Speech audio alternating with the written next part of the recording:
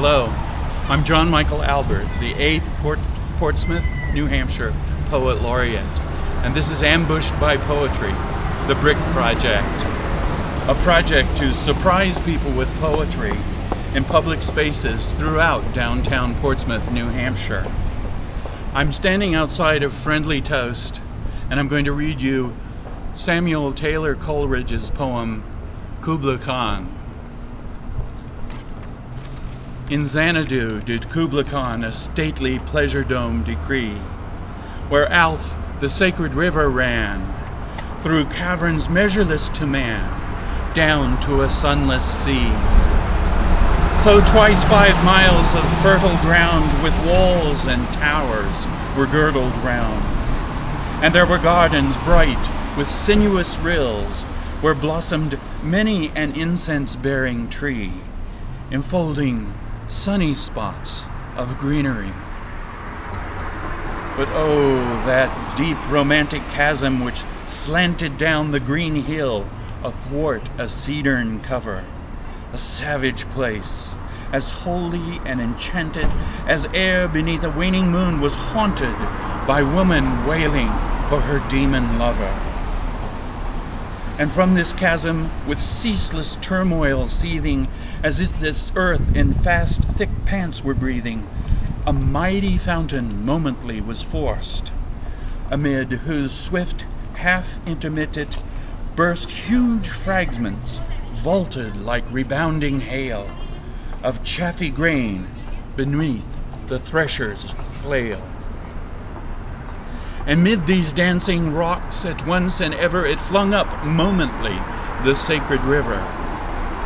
5 miles meandering with a mazy motion, through wood and dale the sacred river ran, then reached the caverns measureless to man, and sank in tumult to a lifeless ocean. And midst this tumult Kubla heard from far ancestral voices prophesying war. The shadow of the dome of pleasure floated midway on the waves, where was heard the mingled measure from the fountain and the caves. It was a miracle of rare device, a sunny pleasure dome with caves of ice. A damsel with a dulcimer in vision once I saw. It was an Abyssinian maid, and on her dulcimer she played, singing of Mount Abora.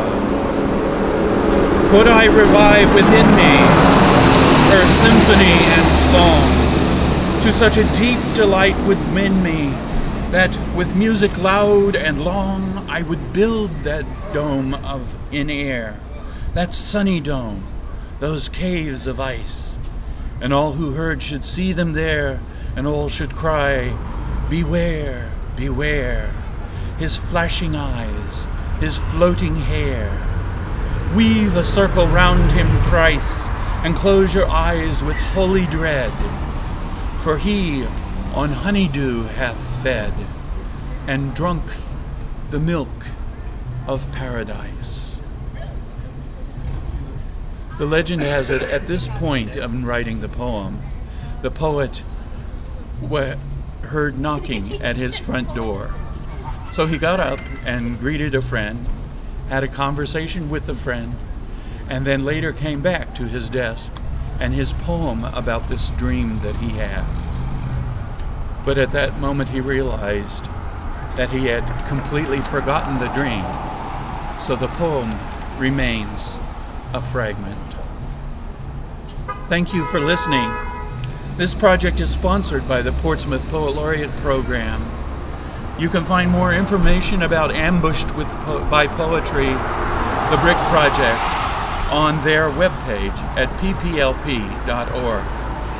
I would like to thank my friend and cameraman, Mike Nelson. Poetry is everywhere. How'd we do, Sam? Great. Great. Onward and upward.